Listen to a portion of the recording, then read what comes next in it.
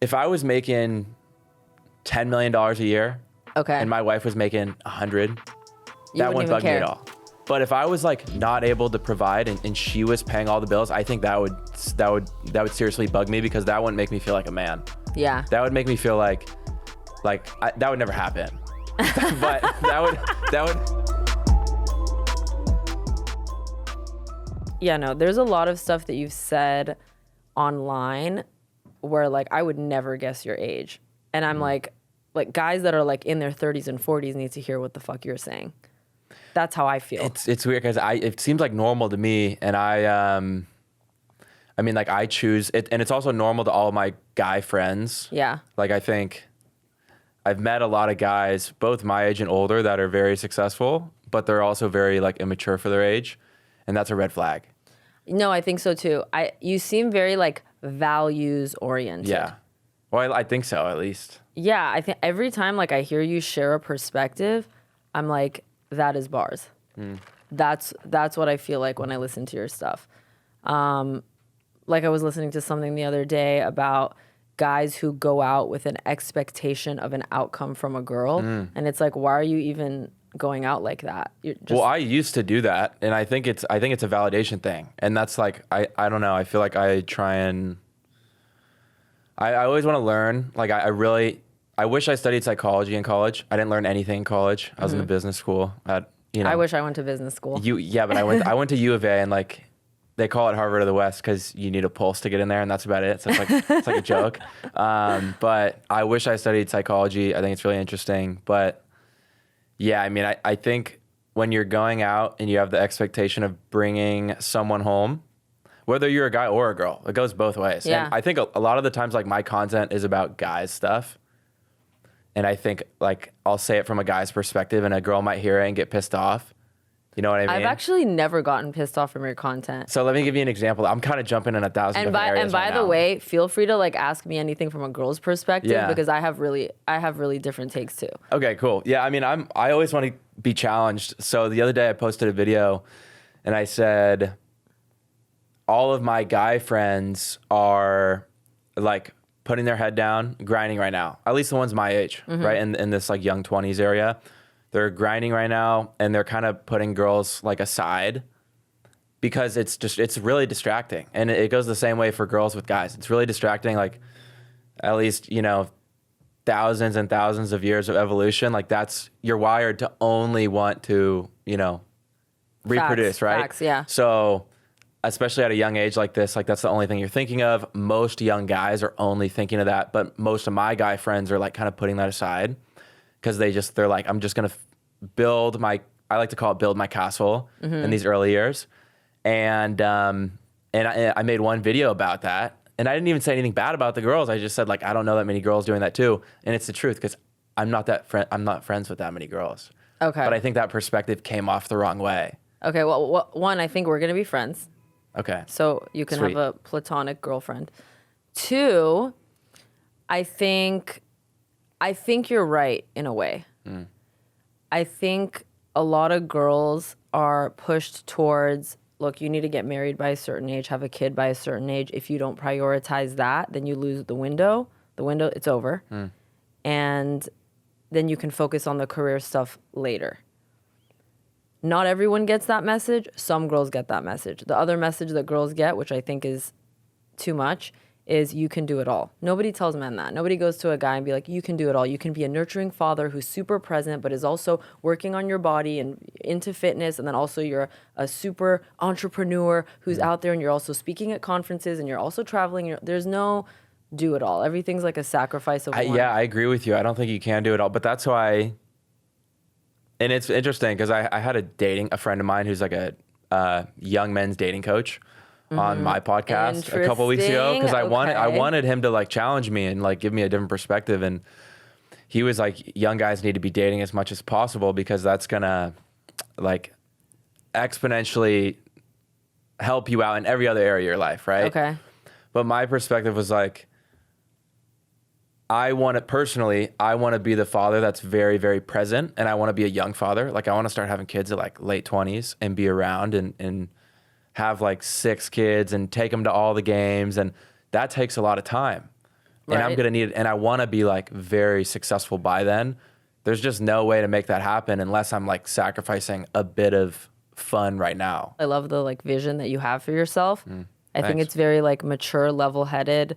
When the dating coach says you should be dating as many girls as possible, I just hope that doesn't mean you should be sleeping with as many girls as possible. No, this guy's like the opposite of that. It's like meeting as many people, like just strictly dates, not like sleeping around. So he went on 54. Oh, I saw that. He went I saw on that 54 guy. first dates with saw 54 different girls it was in the period of a year, but he had a little mini relationship in there too. So it was more like 39 weeks, I think he said. Okay, so here's the other thing I will say. Like when you look at that vision of yourself as that kind of father and hopefully a like present husband and all that, you have to be able to relate to your wife, and you have to have good conflict resolution skills. Yeah. You have to know when and how to compromise, what to pay attention to in terms of her needs, how to express your own. I mean, there's so many skills that come with being a good husband, and all we hear about is this term like provider, you know what I mean? Like, oh, the man needs to provide and protect and blah, blah, blah. And so there's all these buzzwords that we're hearing, and we're not thinking of the real things that preserve relationships.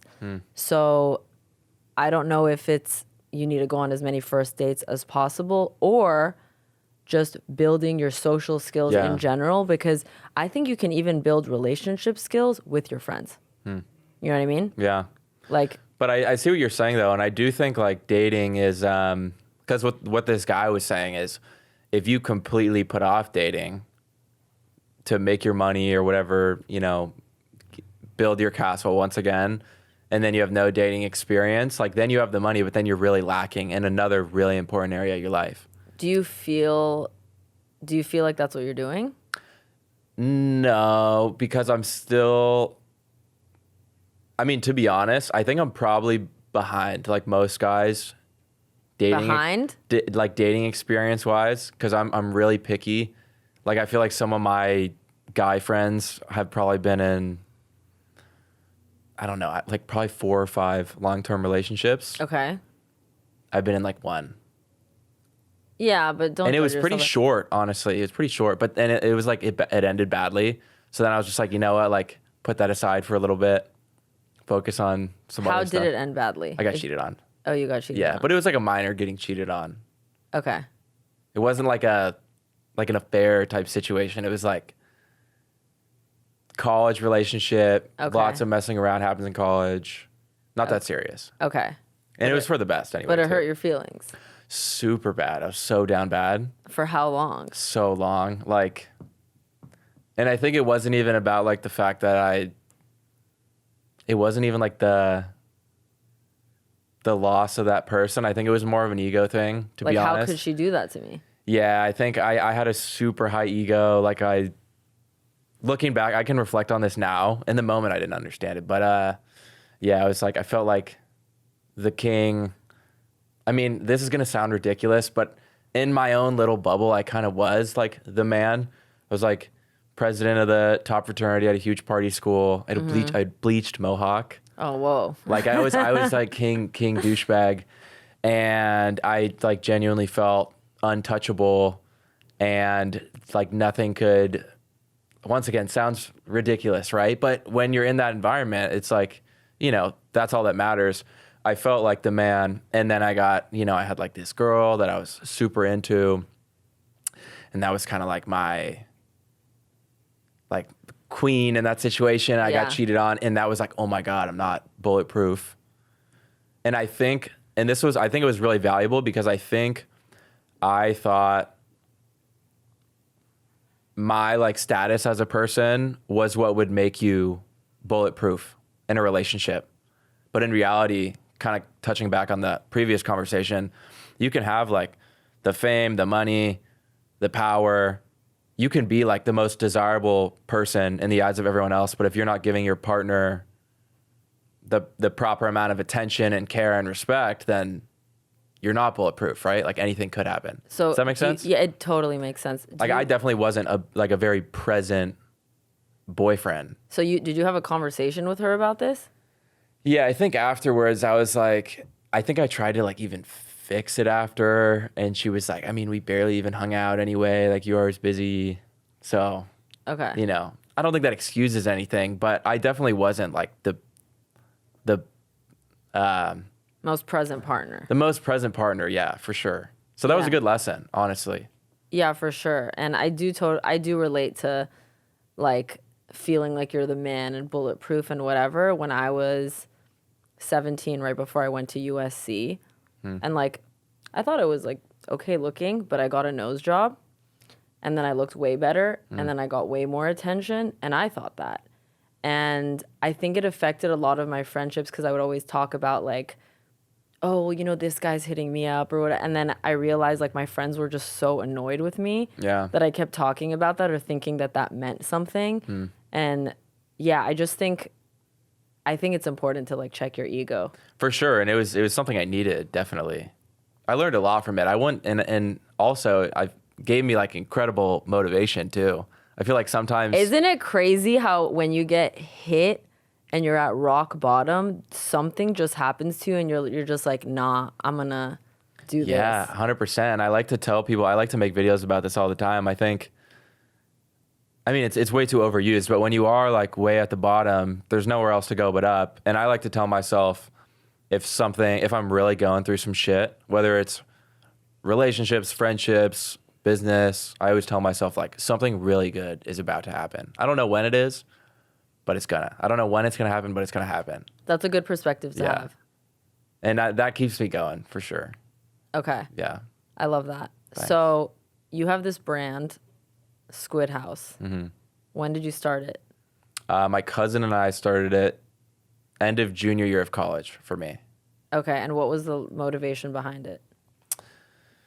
Well, I mean, I've always started little businesses here and there, right? Nothing was like ever super successful. Lots of failures, lots of lessons. And this one, part of me was like, I want to build a really big company. Like the goal with it is obviously to turn it into the next newer, cooler Lululemon or Viore or Alo, right?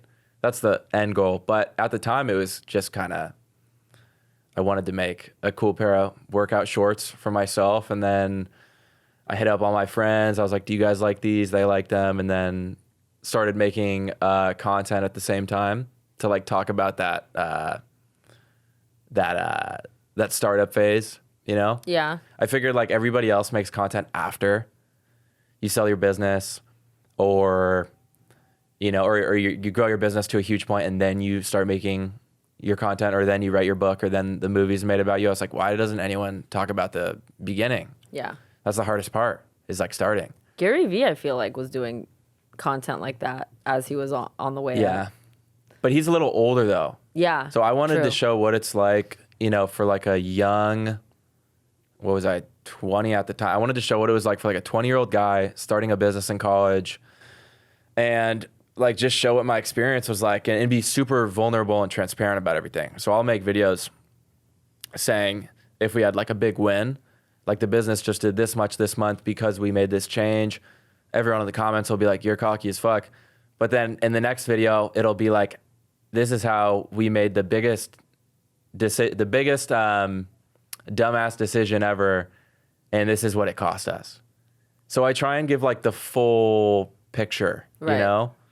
And I don't really care about whatever the comments are, but I think that's valuable. I think a lot of people find it valuable, and then other people who've never started a business or don't care at all, then they hate. But that's just like social media for sure. Yeah. If you're on social media saying anything, there's just going to be people in the comments. Do you ever trying to get rip hate? you. I feel like you and your content be hard to Really? hate on. Yeah. At least from what I saw. No, I checked it out a little. I do. I definitely get hate in different ways, but also I move around from platforms. So when I was like big in crypto and NFTs. Is that how you got your start, by the way? I was going to ask. Like, what's your backstory? Okay,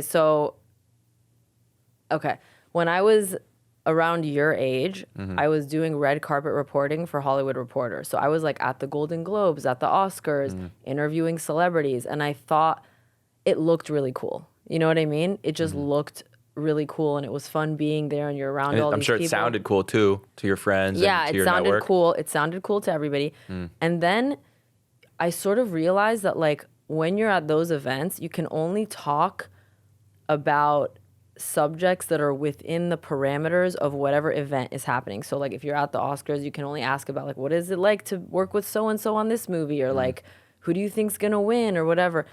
And when I would ask like a personal question, publicists would always like grab my arm and be like, hey, we're not talking about that. And so I realized after a while, a few years of doing this, like this isn't fun for me. Like maybe I can't get A-listers on my own, but I can get people that are like on the come up. Everyone's flattered when you ask them for an interview, you know? So I started interviewing other people. And one of the people that I interviewed that really helped me was Andrew Schultz. So he's like a big comedian now. Yeah. And so before he was famous, before he was anything, How'd you find him? he was online. I had seen his videos. Someone like sent me a clip, and I thought to myself, like, this guy's gonna make it for sure, you know? And so I just hit him up, asked him for an interview, and he was like, nobody's ever like written about me before. And I'm like, really? How long ago was this, by the way? Maybe 5 years, Oh, wow, 6 okay. years. Yeah. And at the time, he was one of the only comedians that was posting clips of his comedy. Comedians don't post because, at the time, they didn't post because they didn't want other comedians to steal their jokes. Yeah. So, so I did an article on him, and he was like, this is amazing. And he posted it. And he tagged me and my brand. And then after a while, I realized, like, he had a lot of really smart, he's very intelligent. He's not just like a comedian with good comedic timing. He is very with it. He knows what's going on in the world. He knows what's going on in terms of current events, foreign affairs a lot of times. Like, he's just with it.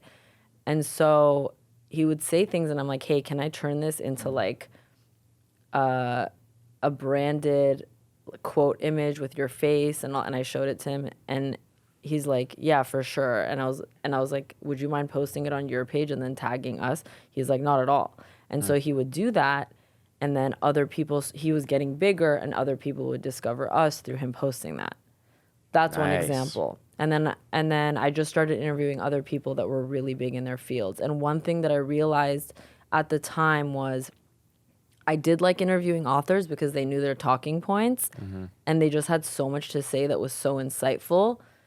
And so I went that route for a little bit. I got big on Clubhouse. I met Naval Ravikant, who became a friend of mine, and then he started speaking at my events, and then everyone else gave me the time of day because they're like, oh, this guy's the GOAT. Yeah. Like, if he's talking at her events, who is she?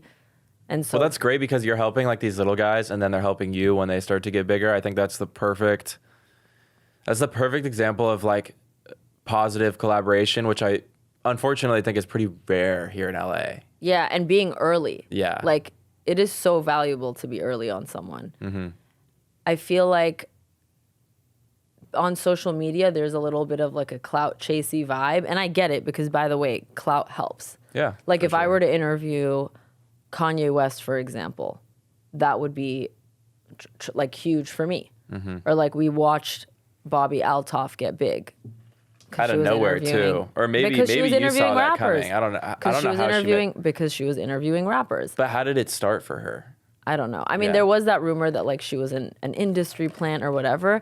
But at the end of the day, I really just think someone agreed to do an interview with her. I don't know how she got the contact. She had been making content for a while, by the way. Oh, really? Yeah. So that's what's always interesting is it always looks like a quick.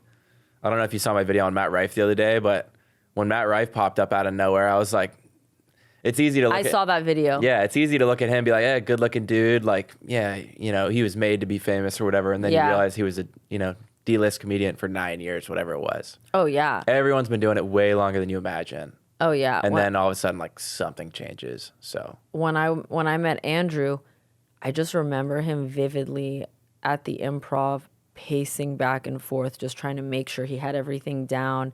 And when I interviewed him, he's like, nobody wanted my special. Netflix rejected me. HBO rejected me. Comedy Central rejected me. Every single network passed on him. and now he's killing it. I mean, he did Madison Square Garden. He's done everything. That's dope. I love stories like that. I don't watch him too much, but I want to go. Do you have a podcast with him? No, but I'll get that. Okay. At least I've found people who are super bullish on themselves and don't pay attention to the comments. Those people always win. Those people always win. Well, it's just a matter of time. It is a matter of time. I feel like anything works if you just do it for long enough, and you're adaptable or whatever you'd want to call it. If you could just, if you're someone that's like delusional enough to think that it can't work, that it can't not work out, then it will. Yeah. That's my opinion. And also, you can't be afraid to be cringe. You can't be afraid to be hated. You can't be afraid to be disliked by your peers, or you can't be afraid that like, you know, so-and-so from high school is going to unfollow you. Like, these people are not paying your bills. Yeah. We are not in high school anymore. I'm still trying to perfect that myself. The other day I was making a video and it was about someone that like kind of screwed me over. I didn't say any names, obviously. Smart. But I knew if that person had seen it, that was like the end. Like that's a bridge burned. But they screwed me over anyway. How did they screw you over? I was trying to remember exactly what the situation was. I think it was it was like a friend that screwed me over in business a long time ago. And I had kind of like held the story off because like I was still friends with them. But then I realized like I haven't seen this person in years, and I probably won't see them again. If I do, now it's for sure going to be awkward. But like, it was a great lesson. I forget exactly what the context of the video was. What was the lesson? The lesson was like, make sure your contracts are all signed and everything. That's true. Because I think it's easy to trust number one, don't do business with anyone regardless of what your relationship is prior, if they won't be a good partner, right? I partnered with a lot of people because they were friends. Oh, you like this, I like this. Like, let's do it together, right? That you guys both need to be invaluable. I think the perfect partnerships are when if you died, your business wouldn't survive. Like you guys were both invaluable to the operation. Okay, in some way. Yeah. Or else you're going to constantly feel like, why does this person have 50%? You know what I mean? Yeah. And it's just like no marriage is 50-50 perfectly. I love that someone said that the other day, some quote I heard, like, no marriage is ever 50-50. It's not supposed to be 50-50. Sometimes it's 90-10. Sometimes it's 70-30. It'll switch on a daily basis. Sometimes one person needs the other person to pick up 80%. Yeah, exactly. Yeah. So kind of going off on a tangent here. But yeah, I mean, I agree with what you're saying. Like, you can't be afraid to... You just need to say everything that's on your mind. And then if it's relatable, it'll hit. Yeah, 1,000%. Maybe not everything that's on everyone's mind, but... I make a lot of... I say everything. I'm full open book, like... But you're like a good person. You know what I mean? Thanks. So, I don't know. Yeah, I agree. If your intentions are good, say whatever you want. But, you know. Yeah. Sociopaths know to mask themselves. Yeah.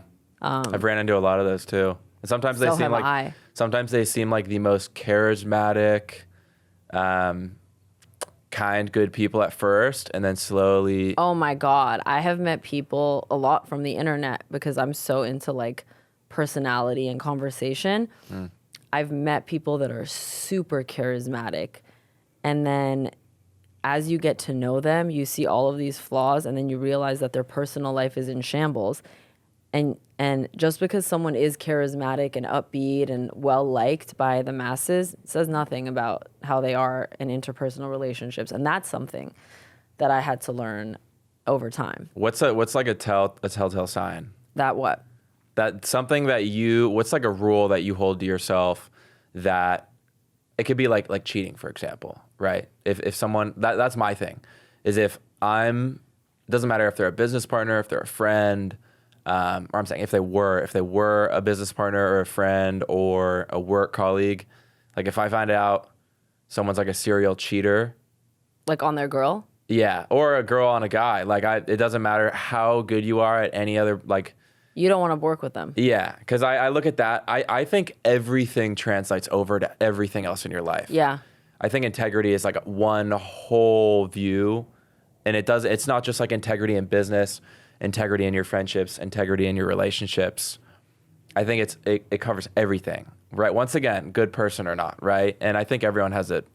You can't really say good person or not because it's how do you measure it?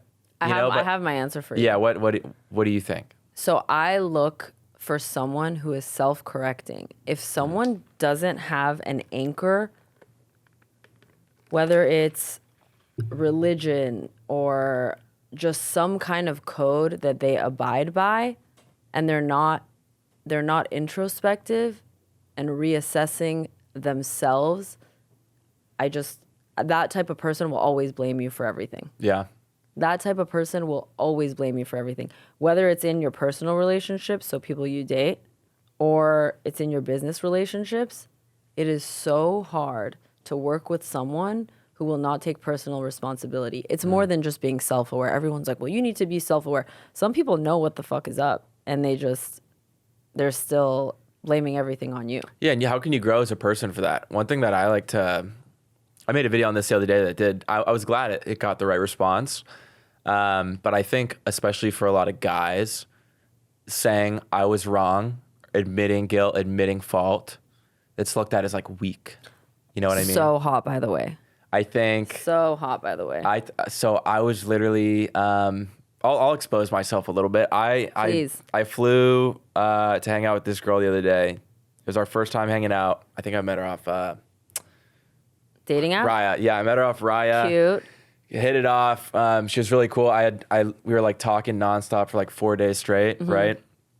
And probably like 9 hours over FaceTime over like 3 or 4 days. Really? Yeah, it was crazy. I hadn't talked to anyone that much in like like literally years, and just agreeing on like everything. Super serious, deep conversations. And then I was like, hey, I'm literally traveling for work like every single weekend for the next 2 months, but I have nothing going on this weekend. I was like, do you want to hang out? And she said, yeah. So I flew out there to see her. And I think there was some fault on both sides, but it went from like the most amazing weekend ever to like disaster very quickly. Wow, what happened? I think a couple things. I don't want to like. You're not naming names. I'm not naming names, so but I don't want to worry. like, I definitely take some fault myself, but I think we both had the highest expectations for each other. Yeah. She thought I was Prince Charming coming to stay with her for a couple days, right? Potentially her husband, father of her kids. I thought the same thing. And I think that's because we were trying so hard to be like perfect over FaceTime, right? Did you feel that vibe where it's like did you feel like super polished when you were talking? Like what gave you that impression? It felt very natural over FaceTime or whatever, but we get there and I think we were both, you can only like compliment someone you can only give so many like unique compliments. You can only, True. You can only tell so many like great stories once, right? And for me, I felt like whenever I was talking, like she wasn't really listening personally. So then I kind of stopped listening myself. I was listening to what she was saying, but I wasn't hearing her. So like she would be telling me a story or telling me about something she really cared about. And I was like nodding my head and saying like, yeah, that's really interesting. And then a couple hours later, I'd ask her the same question because I wasn't hearing her. Oh, so she knew you weren't listening. I think so, yeah. And that kind of like, and then she like blew up, got really upset. And this is the part I was getting to is she like grilled me for like 25, 30 minutes on like everything I was doing wrong and, you know, how this was like such a letdown and all this stuff. To your face? To my face. Boom. Crazy. Like, wait, I have a question. Was she your age or older than you? Older. Because I usually go for older girls. Yeah, I was gonna say I could see you with like a 25. She was like 27, I think. Okay. I usually go for older girls. Okay. Just my age, I don't know. There's just like a disconnect. But yeah, blew up, just grilling me for like 30, 35 minutes. And I could tell she was really expecting like fighting fire with fire, right? Well, you did this and like whatever. And I just said, you know what? Like, literally what I just said to you, I think we both came in here with like the highest of expectations. And I'm sorry that I wasn't like what you thought. I'm sorry I didn't live up to what you were thinking of me. And I definitely apologize for you know, not making you feel heard and like the other things. And then, and I was like, I have a friend that lives in Fort Lauderdale. Like, I'm happy to like, you know, Uber over there for the last day. Cause this was in the middle of the trip. Oh, wow. And I was like, I don't want to make you uncomfortable. And she was completely taken back by it. She was like, I think she was just surprised. That you were so willing to take responsibility? Yeah, because there was definitely things I did wrong, for sure. But, you know, I think that was the right thing to do. And, I mean, my biggest fear is to really, like, leave on the wrong note, and then someone's running around, like, talking about how horrible you are, you know? Yeah. So, yeah, I ended up just staying the rest of the weekend with her, and we just hung out as friends. So it ended on a good note, Really? I think. Yeah. And we still talk now. It's cool. I think we both agreed, like, we're both very similar in a lot of ways, and I really respect you as a person. And she said the same to me, but I was like, you know, I think what we're looking for is a little different. Like, I'm, you know, I'm still also very... Do you know what you're you're very young. I'm so still it's very like, young. Maybe I don't even know what I'm looking for yet, honestly. I think it's too early to tell. Yeah. I might think I know what I'm looking for, but anyway, that was a yap and a half. But yeah, I said I was wrong, and it worked out in my favor. So guys, if you're listening, it's the right thing to do for sure. saying you were wrong. Yeah. But you actually did feel that you were wrong. It wasn't like some For sure, I felt it horrible. wasn't like some she was like bullshit telling me move. she was telling me like how sad and like let down she was for like 30 minutes. I was like, oh, I'm so sorry. Like, because I could tell there was something wrong. She was like a little quiet for a while. Yeah. And I was like, hey, you know, you mentioned how like important communication is to you. Do you want to talk about it? Like, you know, you haven't really said anything in a while. Boom. Do you have sisters? Atom bomb. I have a stepsister. Okay. Are you close to your mom? I'm very close with my mom. Yeah, I kind of grew up with my mom. My dad was kind of out of the picture for a little bit. Really? Yeah. And now he's back in the picture? Yeah, we're closer. He's I have a lot of respect for the guy. Super smart, super hardworking. Doctor, right? Doctor, right? Like insanely intelligent, insanely respected by his whole group, you could say, his network. But yeah, I mean, like a doctor and like an entrepreneur, like the complete opposite sides of the spectrum. Meaning you and him? Yeah. Okay. So yeah, he was like not the most. We didn't see eye to eye for a long time. I think we beefed. We challenged each other. Yeah. I think I wanted to challenge him. Like I wanted to like piss him off, you know? Yeah. So now we're close though. And I'm glad that we can like bond on more of a friend level now, as opposed to like son, father being above you. I hate that. Like I don't want anyone to feel above me. I don't want to feel above anybody else. I want to be able to like, especially if it's another guy, I want to be able to communicate on like a friendship level, if that makes sense. That's also why I would never want to work for anybody else. I don't ever want to work for another guy is what I'm saying. And But you could work for a girl. No, I don't want to work for anybody. I don't want to work for anybody. But the point is like, I think for him, I think as a father, what you want most is to feel like you're leading and directing someone in the right direction. You know what I mean? Like showing them the right way. Right. And his way for me was not what I wanted. And I voiced that many times, and then it ultimately led to like a big blow up situation. What did he want for you that you didn't want? Well, I think he wanted me to like go to school and like fucking be a doctor or a lawyer or something, you know? Yeah. And I wanted to like drop out and tattoos and social media, like exact opposite. Yeah, I can relate to that. My parents just wanted me to be like, I don't know. I mean, I have like a fiery personality, but they just I think they just wanted me to like get married by a certain age. Are your parents traditional? In some ways, yeah. In some ways, yeah. Like even now, I'll go on a date with like, I'll go on a second date, and she's like, "Okay, so do you know where this is going?" I'm like, "Mom, I don't. I don't know what's gonna happen." Do you find it hard to date out here in LA? Yeah, everyone asks that.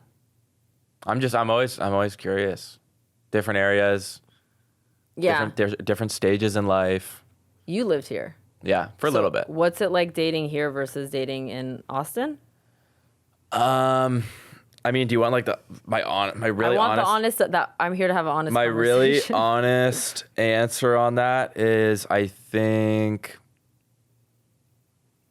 I think the girls in Texas overall are a lot nicer and more down to earth, but they're nowhere near as attractive. Okay. That's my honest answer. So attractive, you're strictly talking about like physical beauty.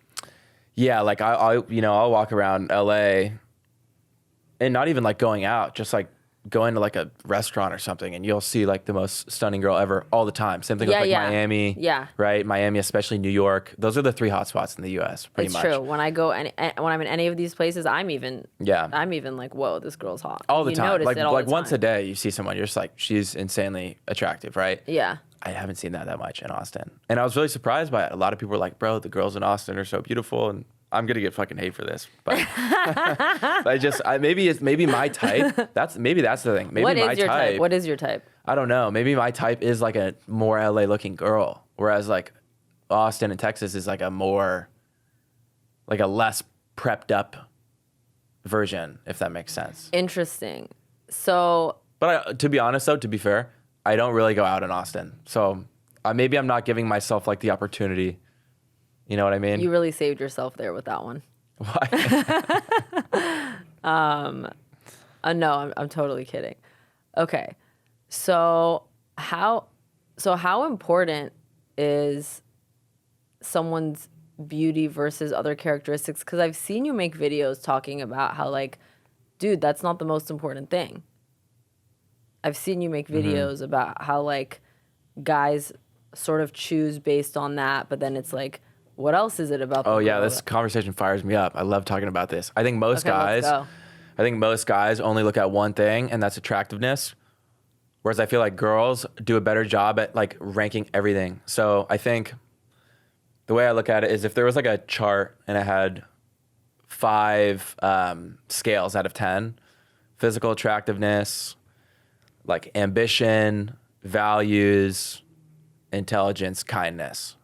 You could put whatever qualities you look for on there. But if you had to rank like those 5 out of 10, I think girls do a much better job at like, okay, maybe he's like a 5 out of 10 attractiveness, but he's insanely ambitious. He's really funny. He's very family oriented, and he's really smart.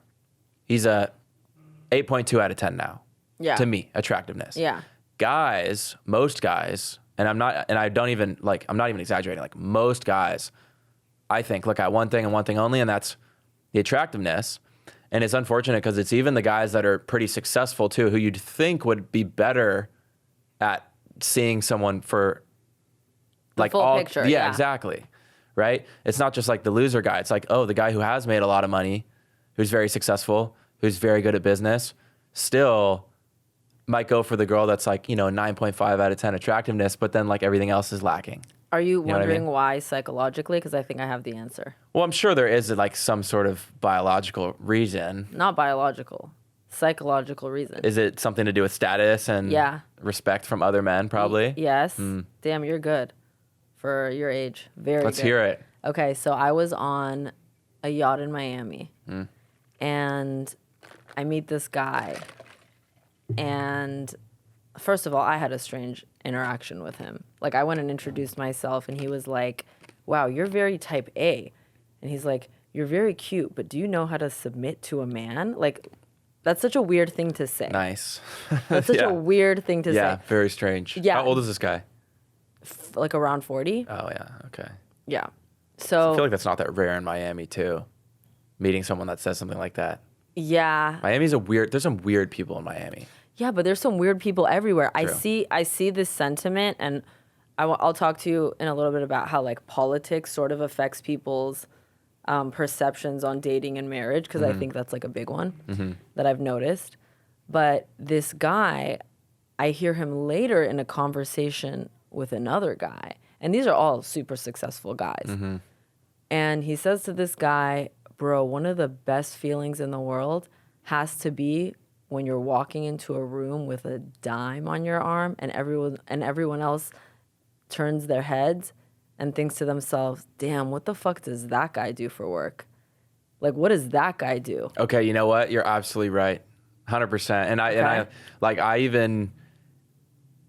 I think every guy can agree to that. And that must go back like thousands of years, honestly. So what was always so interesting to me was, and I never it never really came full circle until I heard this guy say that.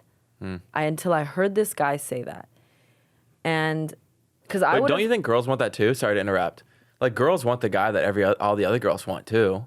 Yeah, I think so too. But like you said, we are also so in tune with our emotions that like there are certain guys that I know if I dated them, everyone would be like, oh, she's so lucky because the guy is so wealthy. Girls don't get What about jealous. fame too? I feel like fame is probably the biggest aphrodisiac I will of all. say, yeah. I have a story off the podcast for that one. Sweet. But yeah, that is a big one. And also a woman seeing that another man commands, and this is related to fame, commands the respect of a lot of people. So a guy who's like giving a speech or an athlete or someone that everyone looks up to, if women see that in front of their face, it doesn't matter how physically attractive the guy is, that gives them power and status, and girls get aroused by that. I've seen it too.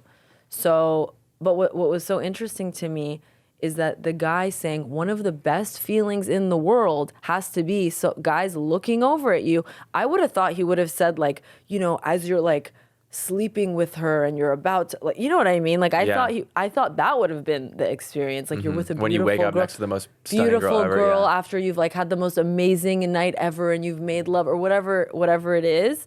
Like I would have thought, and that I would have at least respected a little more. Like I get that. But the fact that the girl herself was an accessory to that guy, I had a serious problem with it. Like as a girl listening to that, I would never date a guy like that. Can I be honest with you? Be honest with me. I think every guy thinks that way. I hear what you're saying. I think it's like a. But, I think it's like let a. me, yeah. But, okay. And maybe there's something wrong with that. Like I think instinctively, a lot of guys think that way, like subconsciously. But for example, you are very conscious of the way that you are and the way that other people are, and you live your life by a little bit different values from what I've seen and what I've heard. But you're super aware that like if the girl is just good looking, that is not going to cut it in a relationship when all the other qualities will preserve that relationship and her looks won't. And so a lot of these guys, and that's why I have an issue with them choosing that way. Well, I think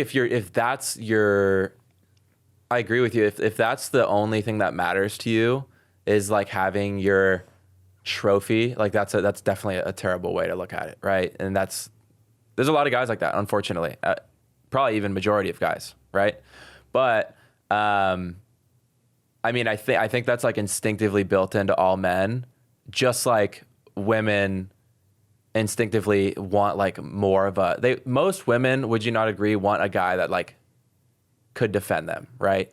Yeah. Not like a very docile and fragile dude. Some girls are really into like the more like softy guy. But at the end of the day, I think more often than not, girls want like a strong, they want like the bad boy, leader of the pack, you know? And that goes back to like in any animal kingdom, you know, not to get like super down that track or whatever. But I mean, I'll even admit it. And maybe there's something wrong with this. Like I know some guys like don't want to go out with their girls. That really rubs me the wrong way. Like, I'm not taking my girl out because like other dudes are going to look at her. Right. What? And yeah, all the time. I know a lot of guys that are at like all. that. That's so insecure. But see that I agree with you. I think that's dumb. Right. And I'm the type of guy that's like, dude, you would want to be seen with her. Literally. Yeah. Like I want to be dating like someone who obviously has like every single attribute that I'm looking for.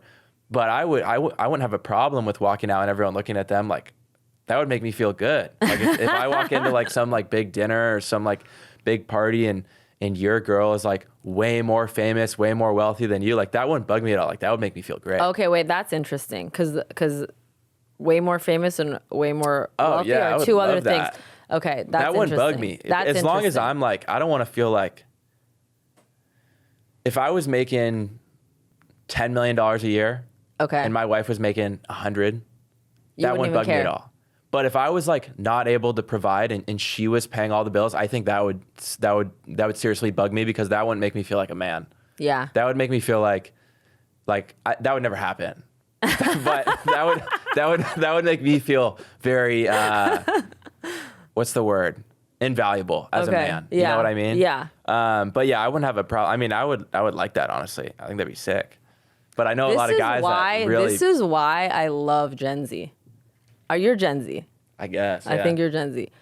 When it's funny, I think I talk about this, Caleb, with you a lot. How like when I was younger, I always dated guys that were like 10 years older than me. And if I would express to them that like I wanted to work or I had this dream or I wanted to do this and like I thought it was so cool, they'd be like, oh, I don't need you to do all that. But the message was like, look, I have a lot of money. Like, I don't need you to do all that. And it always made me feel bad. And everybody used to tell me like, dude, you're so lucky this guy doesn't want you to work.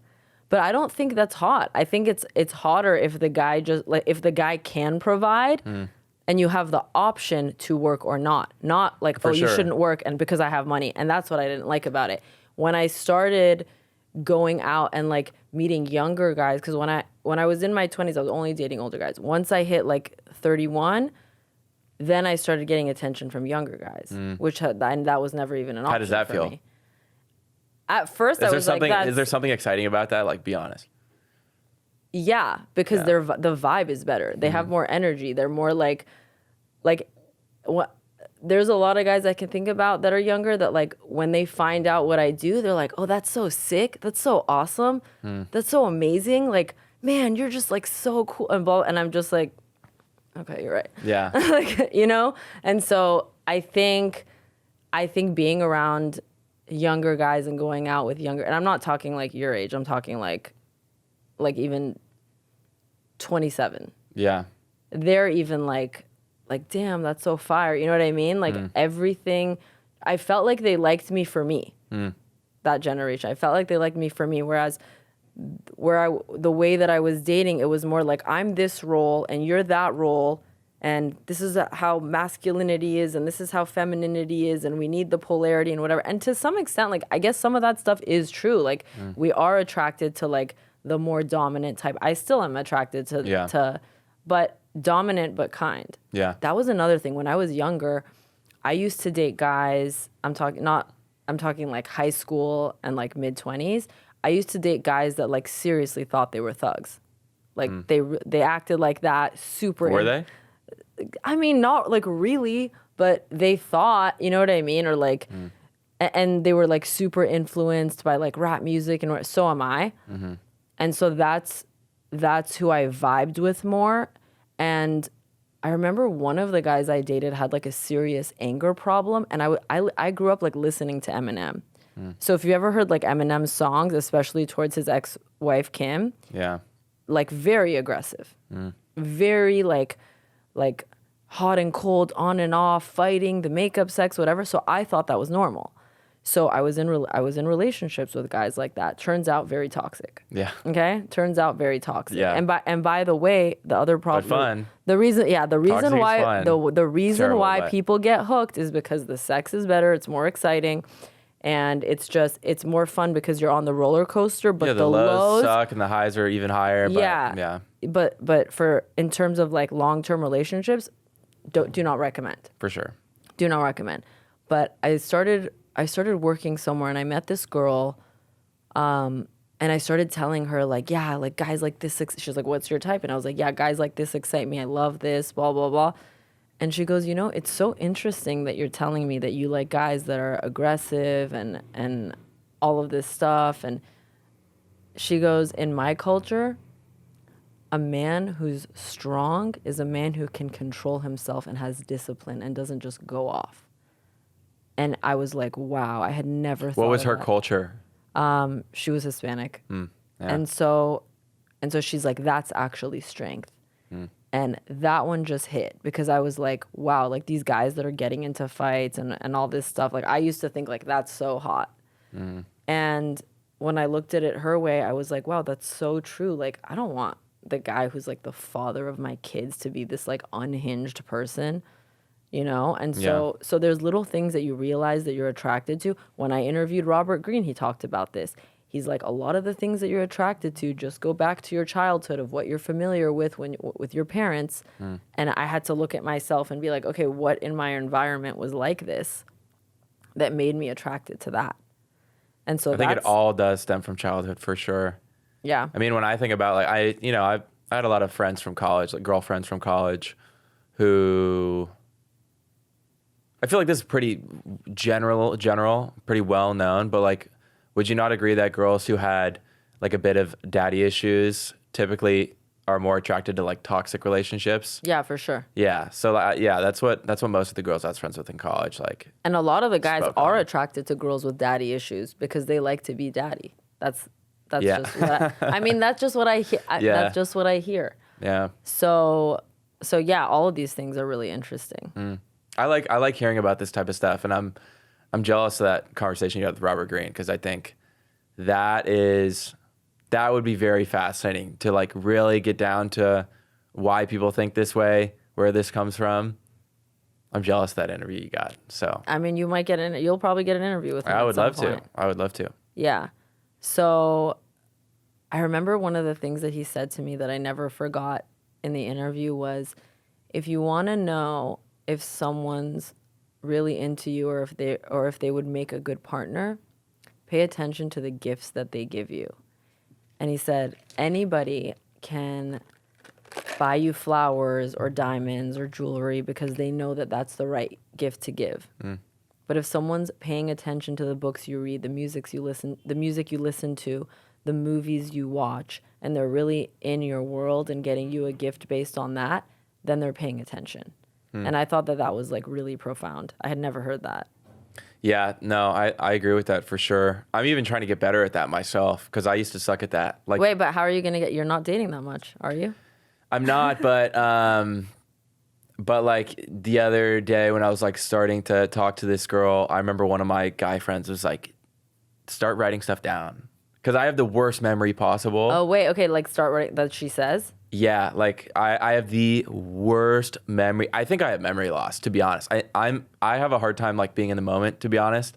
So I'm always thinking about the future, and I literally think because of that, as a little tangent, I like the past kind of just like slowly disappears. Like I don't remember anything from middle school.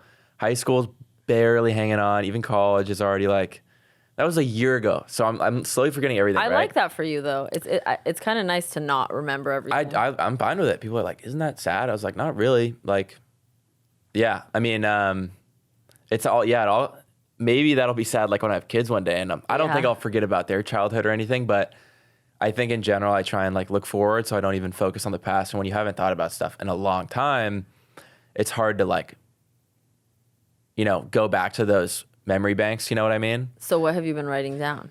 So like when I like do find myself getting feelings for a girl, like if there's like a little thing she'll mention, like I've been trying to like write stuff down in my notes.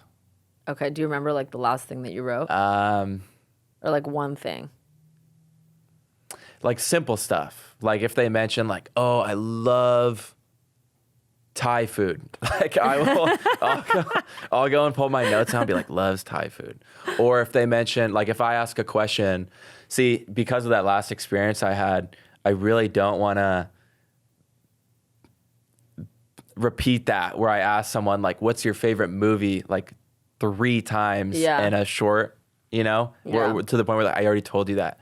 So like and maybe this is like sad that I can't remember this off the top of my head, but I've been really trying to make a point recently, like if I do care about someone, to like write down little notes. Okay, that's cute. Well, it's more like I can't remember it, but I know, but it's cute that you're making the effort to remember it or like to have it there so that you can, you know what I mean? Yeah. It's the effort. Yeah. Yeah. So maybe, I'll get better at that over time, but we're working on it.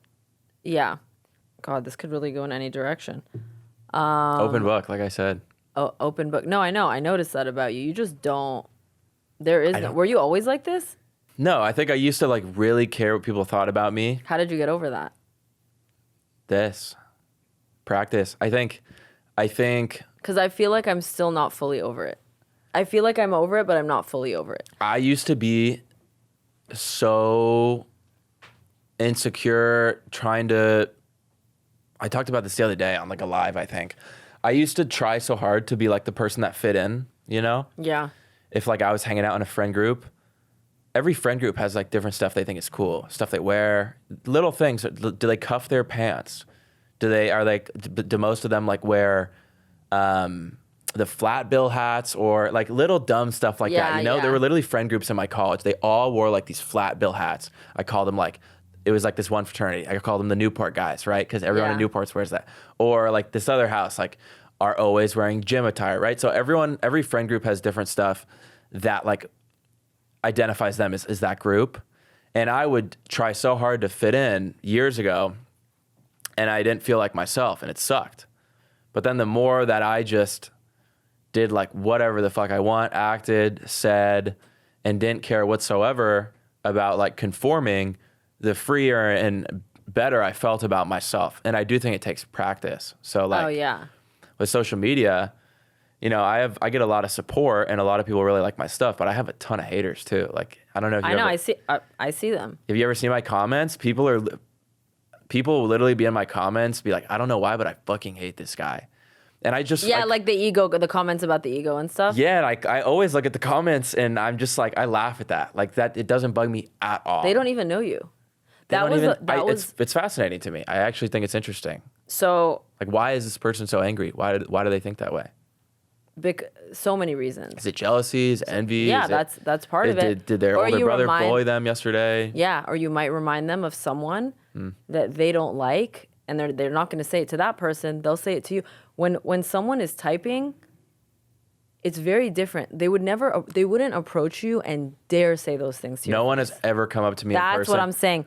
No one has ever come up to me in person. That's what I'm saying. So there was a time on crypto Twitter where I got canceled. You got canceled? Oh my God. Oh no, let's hear it. It was the most, I got accused of pump and dumping. Did you? I didn't, but someone that I sent NFTs to did, and it wasn't on purpose. Yeah. And so this caused a whole thing. And then, man, that taught me a lot and was so devastating at the same time.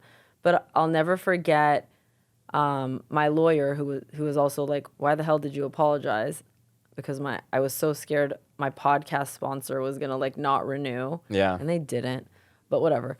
I was so afraid of that I just listened to the guy. And I said something like dumb in the apology and it became a meme. And after, I've never had so many people pile on me like this ever. To this day, if I tweet and the tweet does well, people still quote it. You're known for like that one thing in a specific community. Yeah, exactly. And everyone had to keep reminding me, like, Nicole, and like, this doesn't matter. It's just right here. And by the way, like, most people will forget about it. Yeah. You know what I mean? And it's the ones, if someone's a hater, they're a hater, bro. You think the people that are commenting shit on your page aren't commenting on a bunch of other people's page? They're just getting triggered. I like to picture, whenever I see a hate comment, I like to picture in my head who that person is. I think of like some kid on their bed, like kicking their feet in the air, like, oh, he's going to hate this one. Yeah, and I literally find it funny. And I'll respond to them. Some people say block those haters. Some people say... No, leave them there, because you know what? Leave them. You're a lot of times your fans will defend you. 100, they do. They do. Which is awesome. They do. But sometimes I'll respond, like someone will be like, who the fuck listens to this guy? And I'll respond with like, I fully agree, or like for real, or you know what I mean? Yeah. That's smart. Yeah, that's smart. I try and get some joy out of it. But here's one thing that I haven't really talked about much. I think in order to like fully block out the negative stuff, you also have to block out the positive.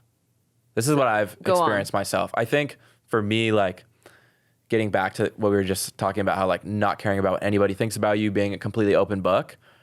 In my mind, what I've had to do is kind of like callous my feelings. So like no one could ever say something to me that would hurt my feelings, even in person, right? Like you could be sitting here and you could say like, you know, you seem like a angry little boy. And what I would think in my mind is like, I wonder what she went through today. Or like, I wonder, once again, kind of like you said, I wonder who she met that really rubbed her the wrong way that I remind her of for her to say something like that. Yeah. So I wouldn't get upset. I wouldn't get my feelings hurt. But in order to like get to this point, I've had to like open myself up to like pure attack, right? Open the walls, let everything come in to like callous my mind. And that also has led to like me not, I think, being able to fully appreciate the positive stuff, which I'm trying to work on. Do you know Santa Cruz Medicinals? No. You ever see him? Friend of mine, big social media guy.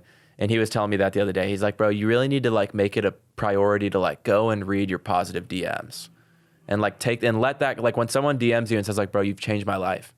Or That's like, what you gotta. Or like, dude, I started my first business because of you. Or like, you really got me through this heartbreak. He's like, you need to open that and you need to sit there and appreciate that. Because right now I don't, to be honest. Like I see it, okay, there's, Yeah. just like the hate ones. I like everything, it just flies, bounces off. So I'm working on that. I think that's good advice. Someone told me when I started like, interviewing all these cool people and doing the events, and I told one of my friends like, well, Naval said this to me or this person said this to me. And he's like, you need to write those down. And when you feel like you're in a rut, that will show you who the fuck you are. That'll remind you who you are. Which, by the way, I also think that you should choose friends that way. Like friends who are really honest with you, but remind you who you are when you're down. Yeah. Like that's like I don't know how you choose your friends, but when I was your age, first of all, I barely have any of the friends that I had when I was 22. I was about to ask you that, is how many people do you still talk to? Which is interesting, because a lot of people are like, oh, my day ones. I feel like that concept is fading. I feel like it's fading, but also we didn't choose right. We chose based on like who was cool to hang out with or who was, the right person to party with or who's hot or who who's got sat next to you in class, like out of your control. Yeah, out of your control, or even just for the wrong reasons because you're chasing things that just aren't real. Yeah. You know what I mean? So there are barely people from my 20s that I keep in touch with, if I'm being honest. But also, I'm so different than the person I was when I'm 20. Like I look back and I'm like, I would never be the friend that I am today at that age. I didn't know how to be. No one teaches you these things. Like I look at like the school system and I'm like, what the fuck are they teaching us? You know what I mean? Like where are the skills that matter? If I could do one thing, and maybe one day I'll do it, I would set up, it would probably have to be a private school, I don't know, but I would set up a school that integrated life and relationship skills into the curriculum because it's that important. I'm glad you said that, because I'm working on something right now. Don't steal my idea. I'm not. Well, I already had. I'm fucking. I already. So I have this community of like, it's mostly guys. I don't even know the exact demographics, but it's probably like 80% guys, maybe even more, maybe 90. Yeah. And it's like mostly young guys, 18 to 26. How many people? How many guys? What, like my following? No, that you said community. How many? Oh, I'm still building it out. Like I have like a couple people like coding and everything right now. It's gonna be like Discord, simple. They're building it out for me. They've been doing it the past week. But I have like this following of young, ambitious guys who like just want to get better, which is what all my content is about. Most of my stuff is like business, life advice, relationship advice. And I'm not even like the all-knowing guru. I just try and talk about like things that I wish I knew yesterday. That's all my content is. Like I learned this lesson from Nicole, then I go and I make a video about it, right? Yeah. And so I'm pretty much sharing with all my followers like the stuff I wish I knew yesterday, right? And right now I'm building out like an online school, I call it, of I pretty much just want to have like live sessions with me a couple times a week, and then bring on my founder friends to give like little guest keynotes or like webinars, right? Smart. So if you're ever willing to do that, I'd love to have you on. I feel like most of my network is guys, like successful young founders. Yeah. I don't know that many successful female founders. Not that they're not out there. I have a ton I could introduce you to. So I feel like that'd be really valuable to get that other perspective. And you also have other perspective on like dating. And I feel like a lot of young guys would get some value out of having you on there for like an hour. Yeah, and I'd be honest about it. Like if anyone had like a question about anything, like I would do that. Yeah. Okay, cool. Sweet. All right. That'd be dope. Okay, one thing I wanted to say about community, because when I was in crypto, everyone kept saying like NFT community, right? And I started reading this book, unrelated, that was talking about how the problem with our society is we have not defined love, okay? And there are so many things that we refer to as love that aren't love, like emotional addiction, infatuation, things like this, and we're calling it love, and that's why we have, horrible relationships. And as I was reading that, I'm like, what other words have we not defined? Like, if I write a book, this is probably going to be it. Okay. Like, define the word. That's like define the thing that you're describing, because if you don't define it, you don't even know what you're talking about. Like, whether it's friendship, love, whatever it is. Yeah.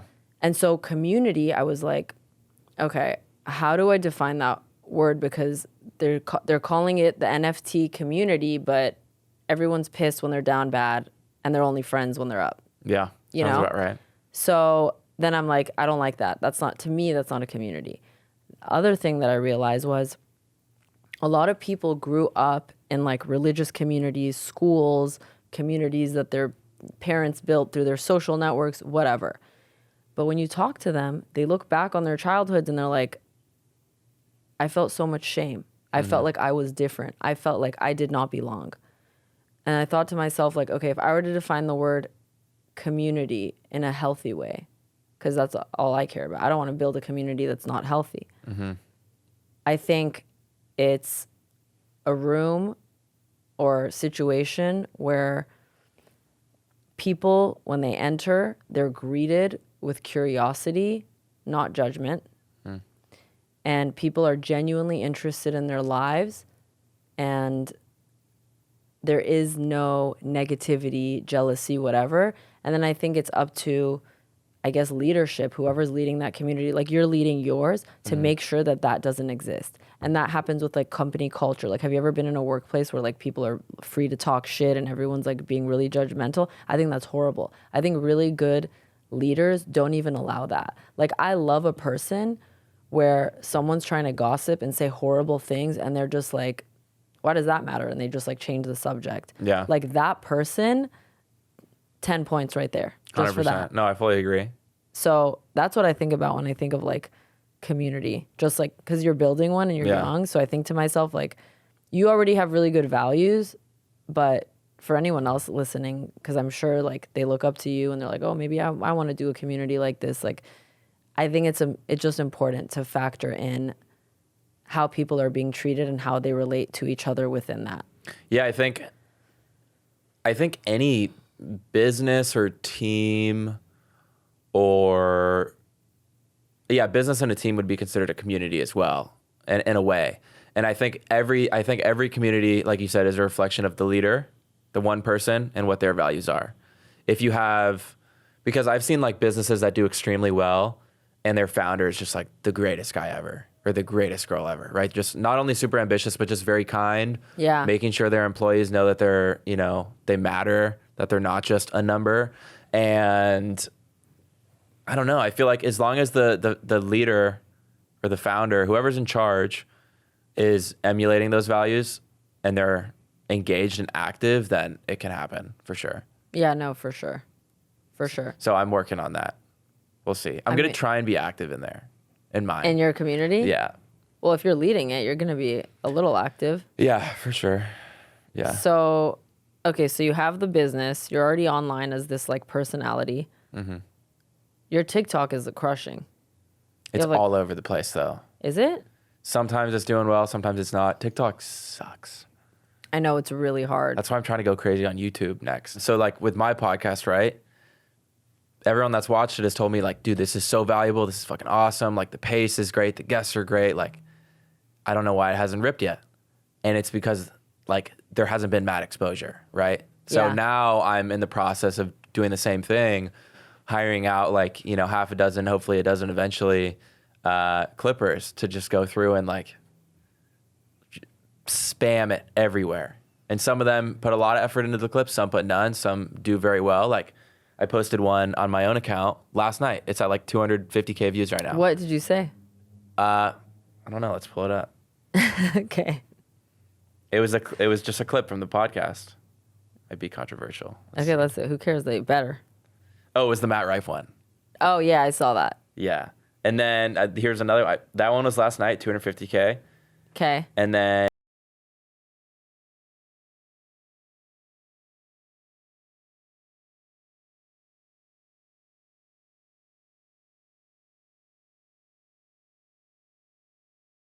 $125 for 1 million views, which is like a crazy good rate.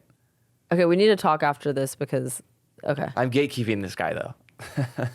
Okay, I have resources I could give you too, sir. All right, we can talk. We can, yeah. We can talk. But yeah, this guy's unbelievable. The videos he makes me are nuts. Like, I just posted these. They're blowing up. And then I have other guys who make clips and they get like 20 likes. Right? So a little bit of difference in like energy and how much effort you put into these edits like can make a big difference. But yeah, the one that I posted this morning that's at 150K was about, we already talked about this, about how I got cheated on. Yeah. And most people, I think, after they get cheated on, I did this the first time, run around sleeping with everyone they can because they're seeking validation, right? So, and I think it's like understandable. Like you have this person in your life and you're giving all this energy to them and you're receiving energy, and then all of a sudden they're missing, they're just gone. And not only that, but they've like taken something with them. They've like taken a piece of your soul when you get cheated on. I have a different experience with that, but Oh yeah, tell me after. With my experience, I got cheated on. I ran around trying to sleep with everybody, trying to fill that void that was then there because I felt like wronged and I felt like that was going to make me feel better. Didn't do anything. Then I ended up getting back with the person. Yeah. Right, which I'm ashamed of. But I think everyone, I think everyone goes through that at least once. Everyone goes through that. And don't be ashamed of it. Didn't talk to the person for a long time. Almost like I was so close to moving on, like so close. And what happened? We were on like she was in my best friend group. So like it's hard to like distance. It's hard to like move on when someone's always there, Yeah. It's not her fault. But we ended up hooking up again, and then I got feelings again. And she didn't really, I think she kind of just was like, yeah, why not? And I got feelings again. And she didn't? Who knows? I mean, I don't want to like speak on her behalf. Yeah, exactly. But I got feelings again, and then I thought it was going to go somewhere again. She didn't really want it to. And then back in the hole, right? Mental hole, pit of desperation. And at that point, I was like, you know what? I'm not going to sleep with anyone. I'm literally not even going to allow it to happen. I was still in college at a big party school. And I was like, like I said, top fraternity, like the options were there. But I was like, I'm not going to sleep with anyone for a long time until I feel like this person is like so hot, so cool, so Emphasis awesome. on the hot being first. Yeah. I mean, yeah, honestly, like I'm not going to sleep with anyone until someone like amazing comes along. Right. And that helped me heal and like, move on a lot better. Because then I wasn't like searching for that validation elsewhere. I just put it back into myself. Let me make sure I go out, have a good time with my friends, work on what I'm building. You know what I mean? Yeah, and you attract better people that way. Yeah, 100%. Yeah. And it worked. So for any guys out there or girls, like if you get cheated on, don't sleep around right after. Yeah. Take some time to yourself, work on yourself, come back stronger. Yeah, I didn't sleep with anyone when I got cheated on 7 years ago. I was in a relationship with a guy who, I'll be honest, I was not that into.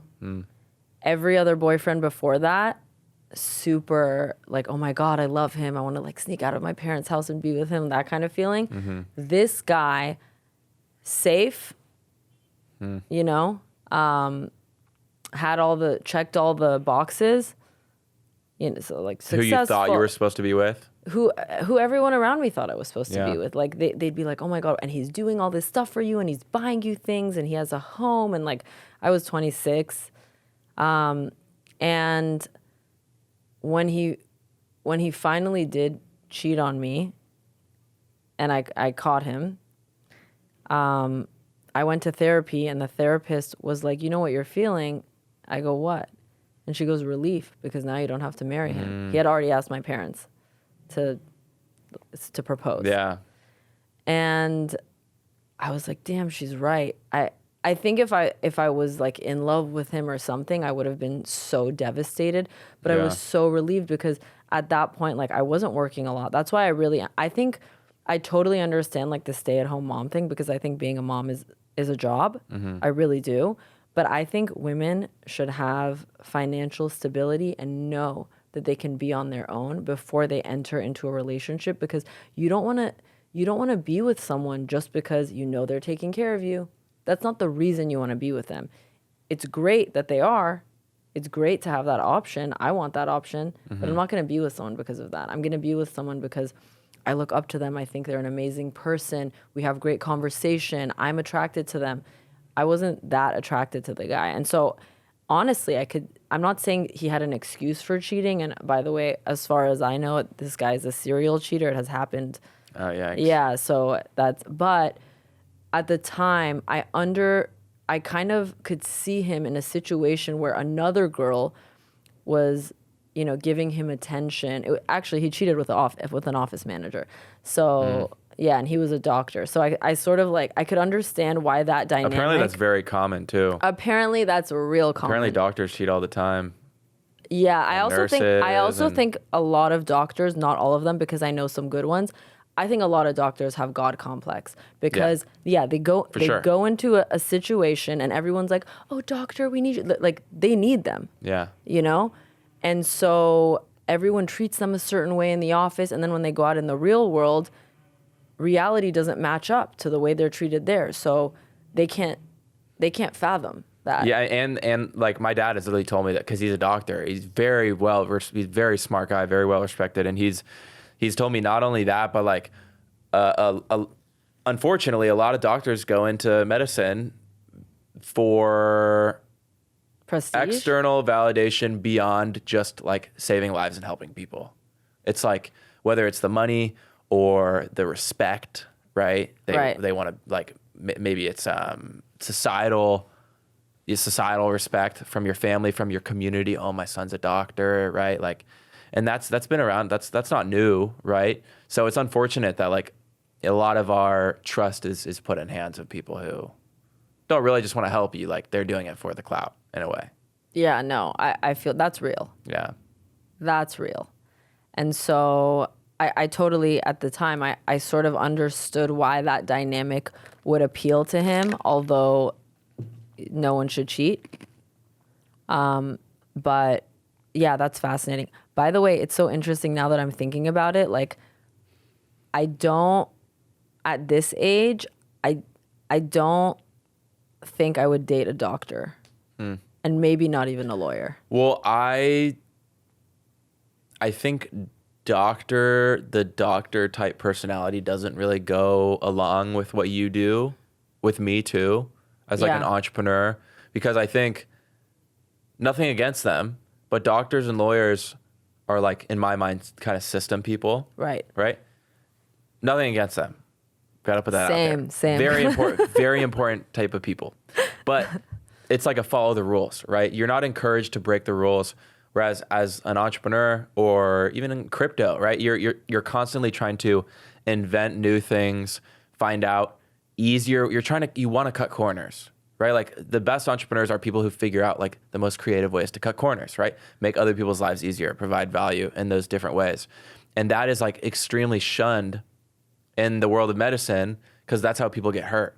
And that's how mistakes happen and people die. Yeah. So it makes sense that wouldn't be your ideal partner, Yeah. So I would never want to marry a doctor. It's interesting that you say that because when people ask me, what are you looking for? Because in LA, everyone's trying to set each other up, at least in the circles that I run in. And I always tell people, I want a really happy entrepreneur. Happy because whoever I'm with, my mood sort of adjusts to their mood, I notice. If someone's vibing, I'm probably vibing. Yeah. You know what I mean? But if someone's down in the, I will come down there with you. And I can't. I don't want to be that. That'll affect me as a mother, as a partner, as everything. And then entrepreneur, because the reasons you said, but also entrepreneurs are serial problem solvers. I love that. I want to be with a fucking problem solver. I want someone when we're home to be any problem that arises, they're trying to problem solve with me. Not that I'm so dependent on them to do it and I don't do anything, because I think, I don't know, tell me how you feel about this, because when I'm online, and I know online doesn't necessarily reflect reality, But there's a lot of, maybe it's like the red pill manosphere type vibe, but it's like, oh, you know, I want a girl who's super traditional and stays home and blah, blah, blah. But it's like, or like even the word submit, I don't like it. I don't like it. So here's my perspective on that. Okay. Wait, actually, let me let you finish your question. What was it? What did I say? Well, you were like explaining it, but you didn't get to like what the actual question was. But I feel like I know what it is going to be, but I just want to make sure. Well, I guess there's two. One, because I mean, you're kind of a different generation than me, but it's like, what are you looking for in a girl, and does what they do matter to you? Does that make sense? Yeah. Well, okay. So the first thing I want to say is I think it's totally okay for everyone and anyone to have whatever type of relationship or partner they want. Yeah, right? Yeah, like same. I was just having, I have a lot of, I love Austin for this reason. I have like so many good, like really masculine guy friends out there. Like dudes who are like, and it sounds like funny to say that, but Yeah. I really like couldn't find that many dudes like that out here in LA. And I have like the coolest group of guy friends over in Austin, and they're all like just completely in their own aura. They know what they want. They're straightforward about it. They're honest. They're genuine. They have integrity. And we like to, I have these conversations with them all the time on like, what are you guys looking for? And some of them are like, I want a housewife. I want to be the provider. I want to be the protector. I want a cheerleader. Like there's half the group that wants that. Yeah. And they're like, I want a girl that also wants me to be the provider. Like she wants to look at me and know that when shit is getting tough, like I'm gonna find the solution, right? Yeah. But then the other half of the group also says the opposite. Like I want a girl who's like badass, right? Maybe she doesn't have to be making as much money as me or be as successful as me, but I want a girl who's really ambitious and really passionate about something, because I don't see myself like wanting to like do everything myself. You know what I mean? Yeah. And it's just really interesting having those kinds of conversations with like other guys and being able to like see their points of view and everything. For me, I think I kind of said it already. Like that you wouldn't be threatened by someone who is making more than you. But it's like, it's like, would you be totally cool with a girl who's like, who literally imagine a 22, maybe even 25, 27, however, who tells you like, hey, like I'm looking for a provider and I'm not trying to like work a lot. And also, no, that would piss me off, I think, to be honest. Yeah. I think, and that's totally fine for anyone, because there's guys that want that. But Okay, I think see, this is what I love, that I feel like I already got this vibe from you, because I'm this way. Yeah. I don't judge the way other people live. And it pisses me off that everyone thinks that other people need to live like them. Yeah. And it pisses me off. Even if they're agreeing with you, like I will make points online, talk about this kind of stuff, and someone in the comments will be like, yeah, I fully agree. I hate it when, you know, someone does this, and they'll be like, why? Like, why do you have to not like it how somebody, I just don't feel like there's enough time to worry about what other people are doing. Yeah. Like, and this even goes back to like controversial stuff. Like people will comment on my videos and content all the time. Do you like this type of person? Right? This is so off topic, but I think it's important. Like the other day, this person commented like, are trans people valid? And then another person commented like, do you support LGBTQ? And I made a video response and I said, why do you care? Yes. I said the answer is yes. I support everyone, right? Like I don't give a shit what you're doing. Like I want everyone to be happy. But why do you care? Like why did you just waste a couple minutes of your day looking for my answer? You know what I mean? Yeah. That's way off topic, but it's so what on you were topic. saying. Like I think everyone can have their own interests. I think everyone should have their own interests, and we will never live in a world, and we shouldn't live in a world where everyone feels the same way about something, because then nothing gets done. You need to have like challenging. 1,000%. And one viewpoints. thing, and I think I brought this up earlier and I said I wanted to talk about it, was, okay, I think people are way too obsessed with politics, and the internet draws people in. And the reason they're so obsessed with it is because people deeply, deeply need to feel a sense of belonging. And when they don't have one, they need to choose a political party to align with, and then they feel like they are friends with the people in the comment section that are fighting for the same thing as they are. It's so fucking crazy you said that, because I have a video saved in my drafts right now that I didn't want to post because it's like really pushing the line of like getting me a lot of hate. Yeah. But I'll just say it on here. I fully agree with you. And I think these days, people in the streets, when they're holding up a sign for whatever cause it is, it's less about them actually caring about the cause and more about them like needing to feel a part of something. Because when you're in your dark little like apartment and you don't have a job and you have nothing going on, and you're just like scrolling the internet all day, and then you hear all these people like chanting outside, that gives you a reason to go feel a part of something and feel important. And I'm not saying that a lot of these causes, like all these causes are justified. There's horrible, and the thing is like there's horrible stuff happening all over the world all the time. Don't go protest at UCLA, babe. Huh? Don't go protest at I don't UCLA. protest, and I'm not political at all. But I think there's always stuff that's happening that's bad, and people pick and choose which ones they want to support. Yeah. Selfishly, because they want to feel a part of something. You know what I mean? Like if you really cared about people dying, why do you not care about the 800 million people starving in Africa, or the 2 million Uyghurs in China that are just like But you in only prison, care about Palestinians. Well, I'm not even talking like specifically about Palestinians, but I'm saying like anyone, right? Like any type of By the way, we're both Jewish. I actually deeply care. Yeah. About like I don't like anything that's going on there. I don't like anything about. No one wants people dying. No one wants people dying. And that's the part that pisses me off when I look at the comment section. It's like this isn't some kind of team sport where it's like our side versus your, like the war should end. Innocent civilians shouldn't have their lives shouldn't have to be threatened. But I mean, no, I did definitely think of that because I think that's kind of what I was touching on. But I like, even when you bring that up, people get mad. And the other day, this girl, I was at a like little like event, and she was like, "Do you not feel horrible that people in Gaza are starving?" I said, "Do you not feel horrible about the 800 million people starving in Africa every day?" And she was like, didn't know what to say, right?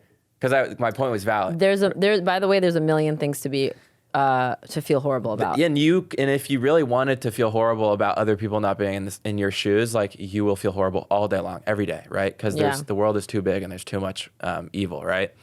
But that huge tangent. I mean, back to have you ever, before we go back, have you ever been to a protest? No. Okay, so I have. Yeah. I've been to Women's March. Mm-hmm. I've been to protests for Iran, Israel, and I'll say this, a lot of times, weird comparison, but it feels like a concert vibe. And except the only difference is over here, everyone feels like they're on the protest, everyone feels like they're on the same side of something. Mm-hmm. So that's what unifies them. But I actually think people should start going to more concerts, because at a concert, you don't know who's left wing, right wing, this side, that side. You're unified by the music. Yeah. And that's so powerful. Like for sure. the vibe at a concert or music festival or whatever, like that's so much healthier. Yeah, I fully agree. I wonder if someone's going to clip that and take out like all the wrong pieces and then throw it in a compilation together and try and cancel us. But I think, I mean, yeah, people always ask me, what side are you on? Are you political, whatever? And I'm not political. And the reason that I'm not political is I think your vote does matter. And I think if you believe in something, you should. For sure. Stand for it, fight for it. But me personally, I know that I can get a lot more done if I just focus on becoming something bigger than myself, and then I can make change down the line. I saw your post on anti-Semitism. Yeah. Which I really liked. Yeah. And you're like, I'm not going to put energy into that and like fighting this person and whatever. Mm-hmm. And I always think, as a Jewish woman, I always think to myself, like, I don't just want my Judaism to unify me with other Jews. I want other people to feel welcome into our culture and our traditions and see how beautiful it is. So I'm always going to speak to people, even if they are on the other side, with empathy and understanding. And even if I talk to someone who's pro-Palestine, I completely empathize with everything that they're saying. I never fight with them. I'm so glad you said that. And this is also a little controversial, and I think I made a video on this, but 2 things.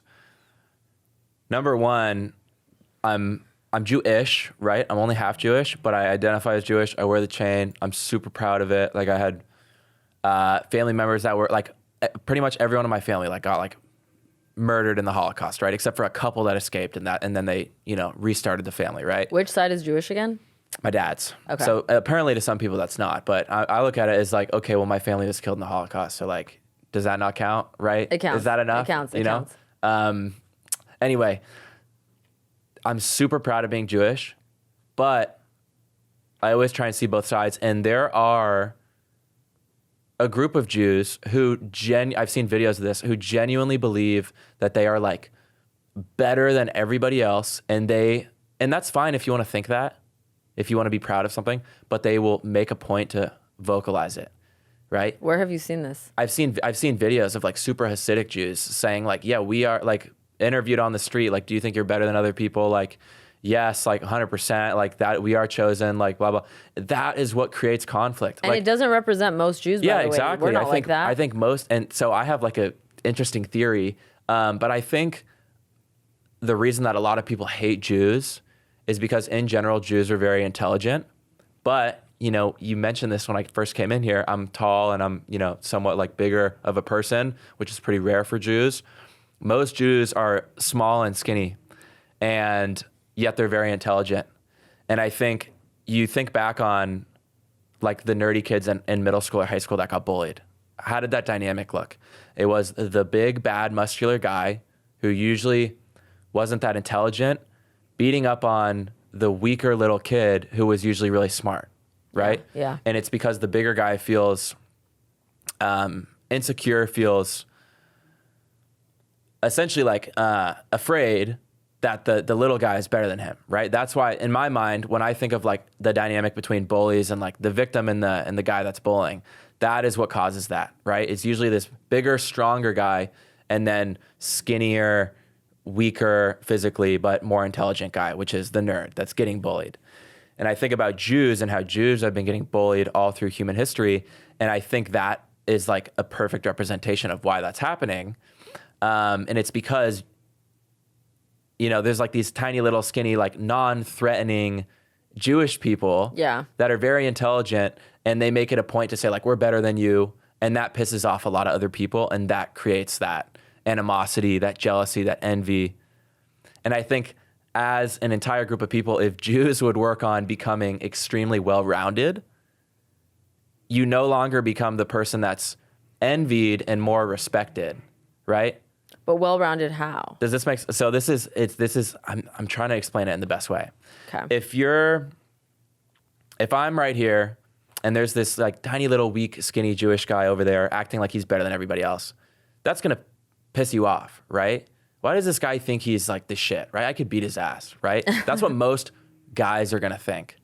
But if this Jewish guy over there is very fit and has a lot of integrity and is very well, does that make sense? Well-rounded, yeah. Right? Maybe even knows how to fight, humble.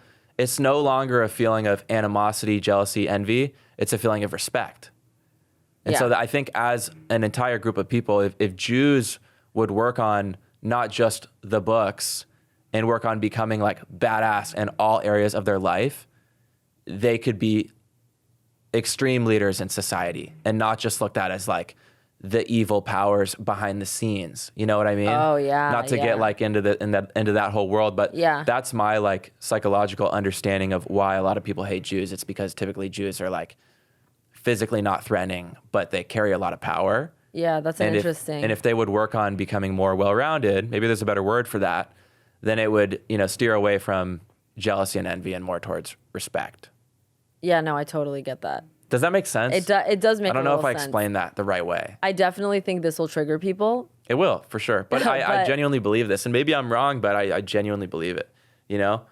I think back to when I was bullied because I was the tiny little skinny guy for a long time who was a smart ass, who was a know-it-all. What were you like in high school? high school different, but in middle school I was tiny, little, skinny, know-it-all, talked way too much, brat. Where'd you grow up? Napa Valley. Oh, wow. Okay. Yeah. And I got bullied, and I know that I pissed the fuck out of a lot of people because they were like, who the fuck does this guy think he is, right? Yeah. Talking like that. Then things kind of changed, and I started working out a lot, started playing all the sports.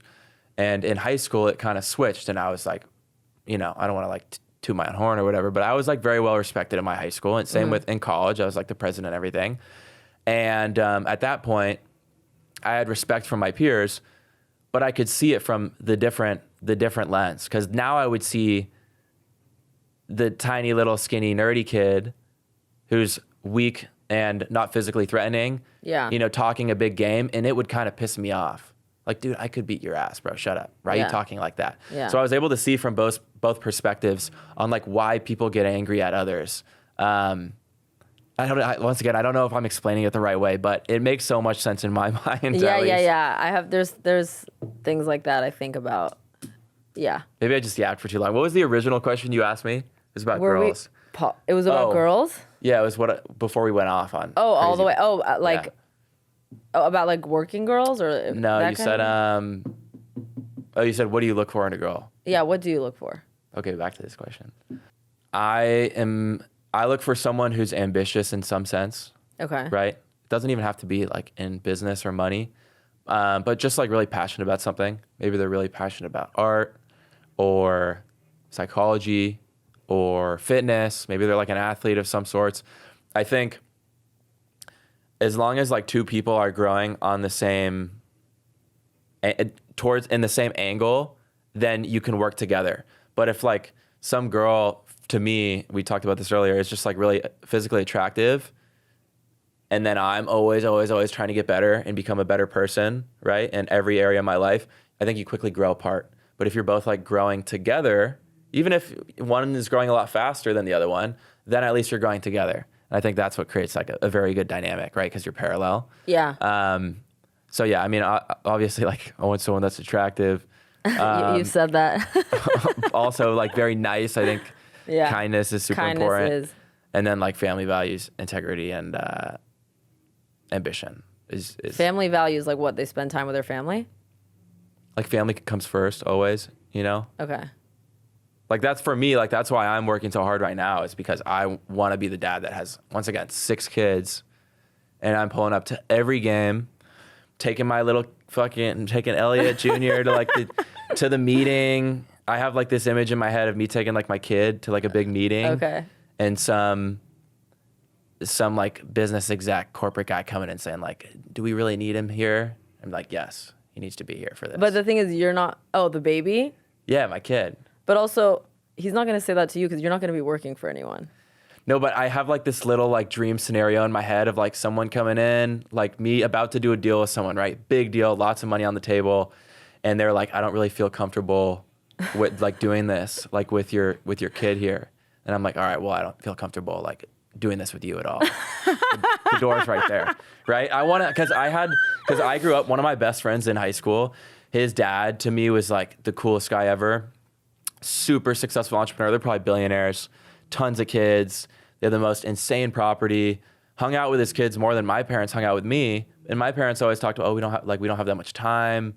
And I'm like, this guy owns like 30 businesses. It was nuts. Yeah. And they had jets and islands and like plural.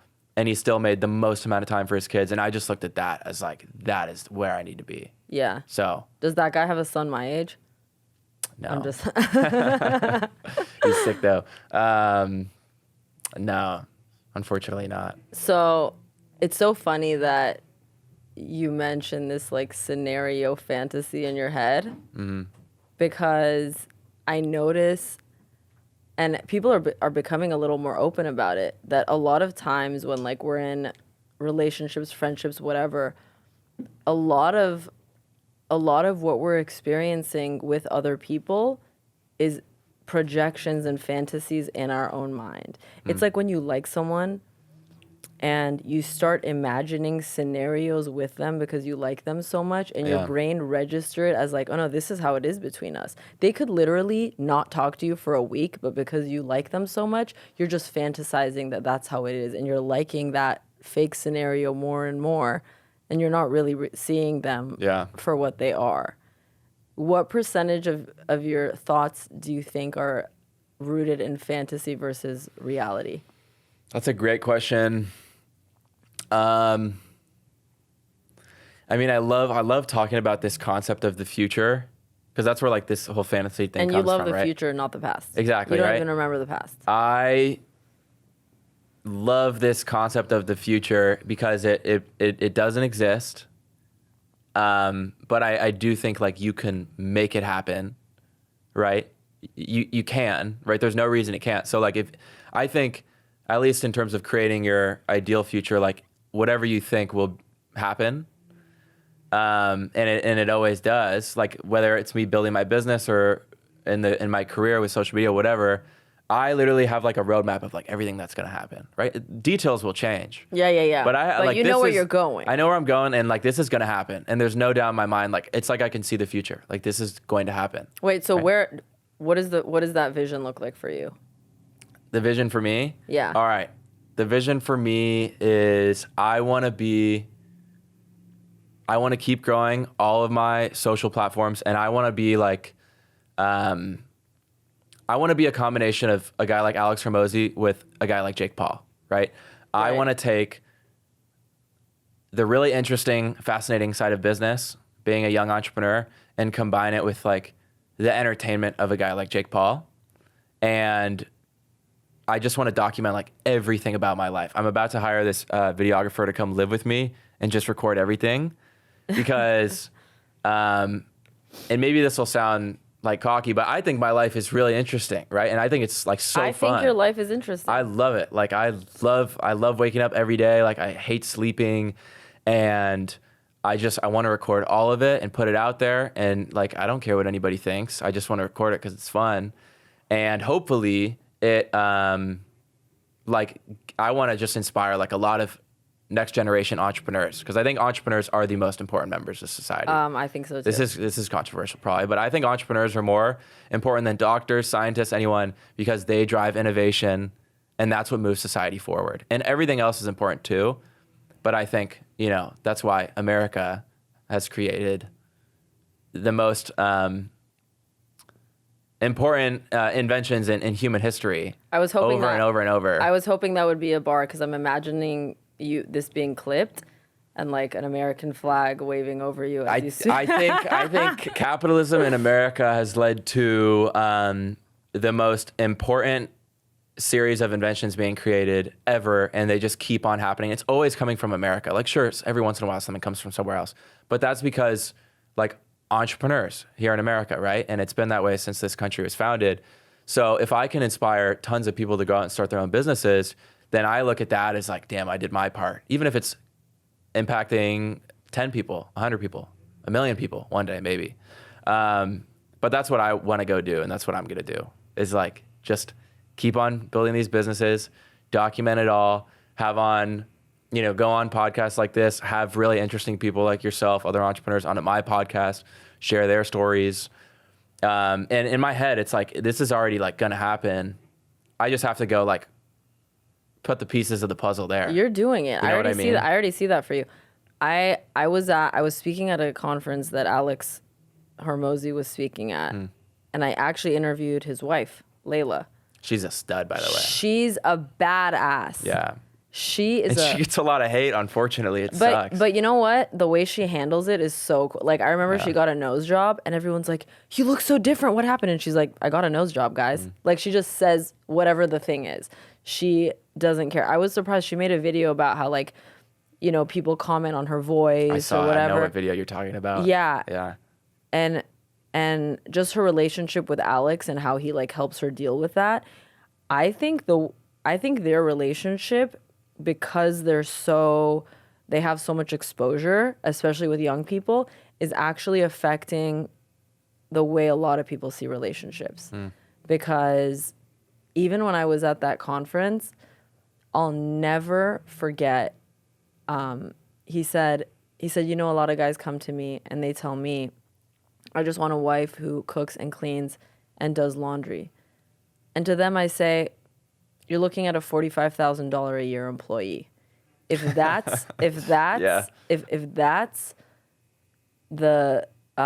that's what you're looking for in the person that you're gonna spend the rest of your life with, I have news for you. And I was just like, wow, I had never seen a guy break it down like that. And just the way that they are with each other. And I've asked him questions on like interviews or whatever on lives, and he, even because they started as like business partners, friends, there was no romance in the beginning. And I could never have imagined a relationship like I love the feeling of excitement. I love it when I love if like a guy texts me and I'm like, yes, like I'm like, oh my God. You need to feel that way. I agree with you. I think I was talking with my best friend about this. If you're not feeling that at the beginning, I don't think it's going to work out. But they're also very different types of people. Yeah, but that was the thing that I thought to myself was like, okay, I used to hate this concept of like, oh, he'll grow on you. I hated that. Yeah. I hated that. Yeah. But I think, and I don't think it'll happen all the time. Like if you're with someone and you can never see them growing on you and you're just not attracted, if you don't even want to be friends with them, drop it. But sometimes, like, I'm sorry, but people who are best friends make the best couples. And then you need to see like how the sex life is and all that stuff. But it's just like that needs to be the foundation anyway. And someone asked Alex about their relationship starting that way, because she didn't feel that way towards him either. Yeah, didn't she say she's just interested by him? Like, oh, what a cool, interesting guy. Yeah, like they just like talking to each other, and they both weren't super into it. But he was like, look, I've been in relationships that like were based on lust and all these feelings, and he's like, there's a lot of relationships that are out there that started like that now, and he's like, let's see where they end up in 10 years and where me and Layla end up in 10 years. And I was just like, I mean, facts, honestly. Like when you look at the statistics of what creates longevity in relationships and marriage, it's never like he was hot, he excited me, the sex was popping.